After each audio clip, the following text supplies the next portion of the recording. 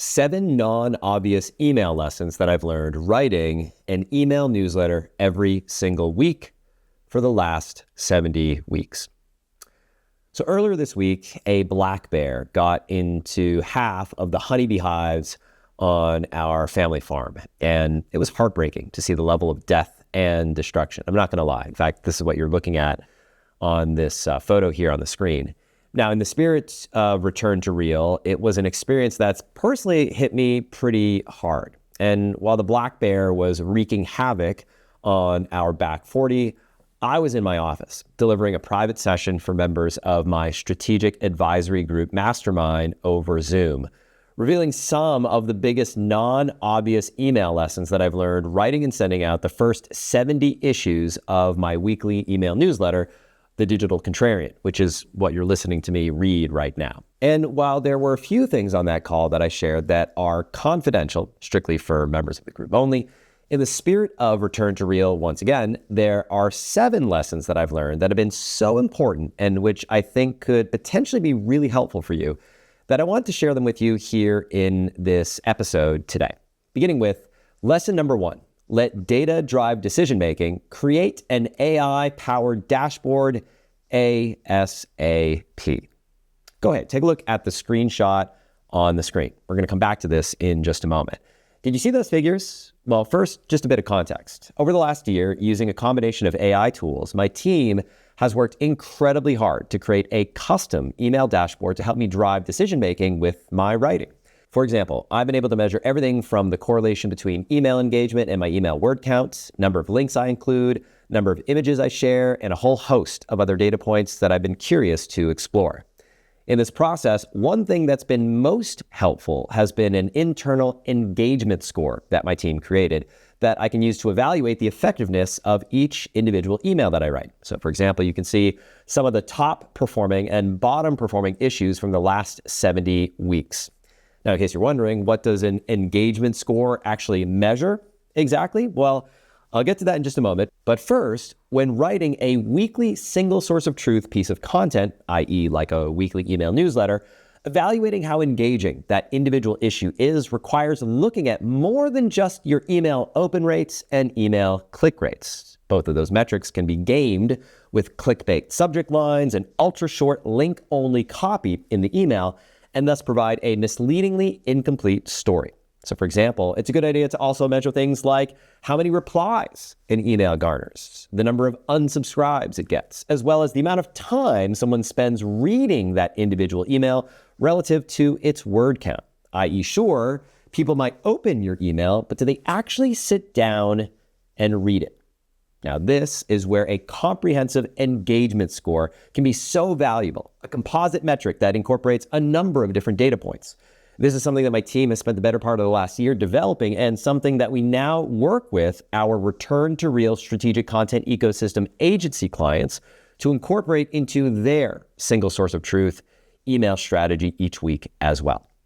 Now, if you take a look at the engagement score screenshot that I shared just a moment ago, which I'll share once again, my question for you is this: what do you notice about the red versus green boxes? Go ahead and take a look here on the screen. What you'll notice is that in the red box, 4 out of my 5 worst engagement score emails, issues number 6, number 12, number 15, and number 17, were some of the earliest issues of The Digital Contrarian. In contrast, you'll notice that in the green box, 4 out of 5 of my best engagement score emails, issues 65, 66, 67, and 69, were some of my most recent issues of The Digital Contrarian. Now, this is not an accident. This is what the relentless pursuit of incremental improvement looks like when using data to drive decision-making. Everything from what topics to write about, to how many links to include in each email, to how to structure subject lines and preview text. In fact, if you look at just one of the metrics that goes into the engagement score that we've developed, email open rates, you'll notice in the figure on screen, the red trend line goes slightly up and to the right, with recent issues approaching 50% open rates after starting in the mid-30s earlier last year. Now, this is what incremental improvement looks like. And most importantly, this is in contrast to most email lists, which typically see a trend line that goes down over time because email lists often get colder and less engaged over time. So how can you increase your open rates over time, just like in the chart we looked at a moment ago? Well, this brings us to lesson number 2. The less I use AI in my writing process, the more engagement I see.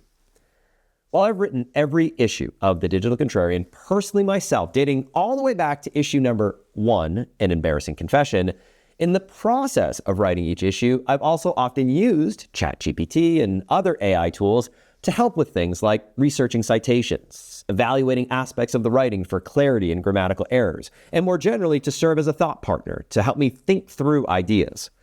But after OpenAI's release of GPT-5 back in August of this year, I became increasingly disappointed and frustrated with the quality of output that I was getting back. So approximately 6 weeks ago, I stopped using ChatGPT in my process of researching and creating this newsletter altogether. And interestingly, that one change in my writing process is highly correlated with a significant bump in the engagement score in all but one of the issues that I've written since over the last 6 weeks. In fact, you can check it out here on the screen. Now, I believe the story here is more complex than implying simple causality, but there is definitely a strong negative correlation between AI usage in my process and engagement score from readers. In the simplest of terms, the less AI that I use, the more engagement that I see. Which brings us to lesson number 3. Creative fecundity is the key to success. As we explored back in issue number 27, how to design your strategic content ecosystem, as I wrote, Mozart composed more than 600 pieces of music before his death. Bach more than 1,000. Picasso produced more than 1,800 paintings and over 12,000 drawings. Einstein contributed over 248 academic papers. Edison had over 1,000 patents. And yet, for each of these creative geniuses, the number of truly superlative pieces of work they each produced in their lifetime can generally be counted on one hand. This is a passage from Adam Grant's book, Originals, that we explored in this issue. So there's a certain level of creative fecundity and commitment required to produce something that truly lands with your audience and leaves a mark. And the reason for that is you simply don't know which pieces are going to land. For example, last month, I wrote an issue of the Digital Contrarian titled issue number 62, Is the AI Bubble Bursting?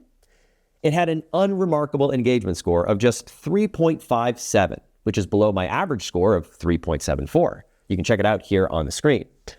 But this same piece, after I sat down to film myself reading it out loud, has gone on to generate over 150,000 views on YouTube and help my tiny little channel reach the milestone of over 10,000 YouTube subscribers.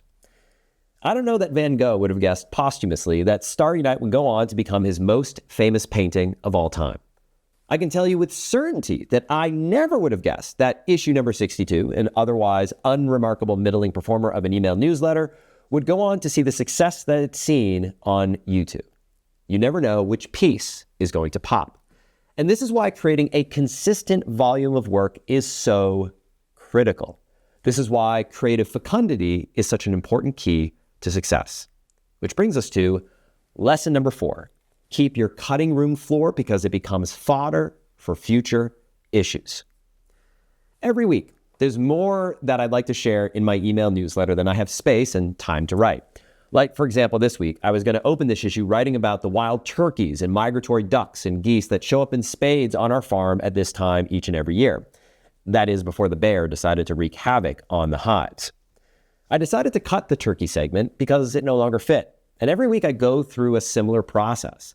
I'm left with an Evernote file, which I title Issue X Cutting Room Floor, filled with all the good stuff that I wasn't able to fit into that week's issue. And here are a few examples that I'll share with you on the screen. Now, sometimes this might be an entire topic that I was planning to explore in detail, like the segment slated for issue number 54, contrasting the AI work of Mo Gadat and the AI work of Jeffrey Hinton. Sometimes this might be a short personal story that I ultimately don't share, like the one earmarked for issue 65, when I inexplicably missed wishing my dad happy birthday on his actual birthday and felt like a terrible, terrible human being as a result.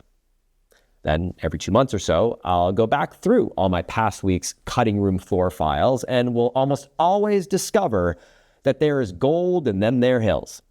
So if you're ever wondering what to write about when you're feeling stuck, I'll tell you, keeping a cutting room floor like this will often serve as fodder for future issues and give you a never-ending well of ideas. Which brings us to lesson number 5. Habits are hard, so build in a buffer day. When I first started writing The Digital Contrarian 70 weeks ago, I decided to make Fridays my writing day. I did so with the goal of my newsletter going out on Saturday mornings, but the only problem with that was this. It left me with literally zero buffer. Meaning if there was ever a Friday where I was tied up, whether that meant speaking at a conference or taking advantage of a weather window for a big farm push or being part of a school commitment for one of my kids, I had no choice but to write if I wanted to get my newsletter done in time for a Saturday morning send. Now, this started to put undue stress on me and in turn my family. So earlier this year, I decided to make a slight tweak. I decided to shift our newsletter send day to Sunday mornings instead. This gave me Saturday as an additional buffer day so that if I couldn't get my newsletter 100% written on Friday, I still had another 24 hours to get it done. And I can't tell you how much of a game changer this one simple move was for me. Pick whatever day you want to write, but make sure that you give yourself at least one or more buffer days between your writing day and your send day. Which brings us to lesson number 6.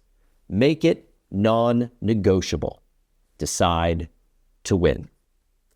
Last week when I was coaching my older son's middle school soccer game, our team was up 2-0 at halftime, but we ended up losing the game 4-2. And we lost for one simple reason. Over the halftime break, the other team simply decided that they were going to win the game. The moment the ref blew the whistle to start the second half, they kicked it into this other gear. They played with more heart, more intensity, more desire, and a sense of urgency that seemingly came out of nowhere. In short, they made the decision to win the game. And they did. So you might be wondering, well, what's this story got to do with email? Well, sending a weekly email newsletter every single week without missing a single issue is not easy. I've had weekends where I was literally rushed to the emergency room in an ambulance with a head wound, gushing blood, and hustled back home to get this newsletter written like a crazy person. You can see issue number 58, the bombshell week in AI, for more details on that one. I've had weekend-long soccer tournaments and all-day farm harvests where I couldn't get in front of my computer until close to midnight and stayed up until 3 or 4 in the morning to get this newsletter written, also like a crazy person. You can see issue number 66, A Crazy Person's Guide to Living Life, for more on that one. But here's the thing. Just like with anything in business and life, the secret to success is actually quite simple. Whether it's exercising every morning to build your body or writing an email each week to build your business, make it non-negotiable. Get it done, no matter what. Hold yourself accountable and stick to the commitment you've made. As I often remind my 2 boys, it's hard to become wealthy. It's hard being poor. Choose your heart. Now, the lesson here is this. Whatever path you choose to follow, decide to win and make it non-negotiable. Which brings us to lesson number 7. Make it great before you make it grow. On my mastermind call earlier this week, after sharing some of my email stats, a member of our group asked, "But Ryan, how much have you grown your email list?" And as I explained on the call, I've built massive email lists in the past for context, literally millions of people. But that's not what I'm optimizing for right now. Instead, what I'm optimizing for is writing emails that consistently get opened, writing emails that consistently get read, writing emails that have a real impact on people's thinking, writing emails that get shared. I see so many people rush to scale something before it's truly great. And that's a recipe for failure. Because in the words of Steve Martin, you need to be so good, they can't ignore you. Or in the words of Seth Godin, you need to be remarkable, literally worthy of remark. In other words, you need to make it great before you make it grow. Okay, so there you have it. 7 email lessons from 70 weeks of writing a weekly email newsletter by hand. And just to give them to you all in one convenient place, here they are one more time. Lesson number 1, let data drive decision-making, AI dashboard for the win. Lesson number 2, the less I use AI, the more engagement I get. Lesson number 3, creative fecundity is the key, really. Lesson number 4, cutting room floor, fodder for future issues. Lesson number 5, Habits are hard, so build in a buffer day. Lesson number 6, make it non-negotiable, decide to win. Lesson number 7, make it great before you make it grow. Now I'm curious, if you had to choose just one of these lessons, which one has the biggest impact on you? Simply leave a comment to let me know. I'd love to hear from you. Okay, with that being said, I'm going to leave you with that for now. Have a great rest of your weekend. Remember to hug the ones that you love, and I look forward to seeing you on the next episode. Take care, and we'll talk soon. Goodbye.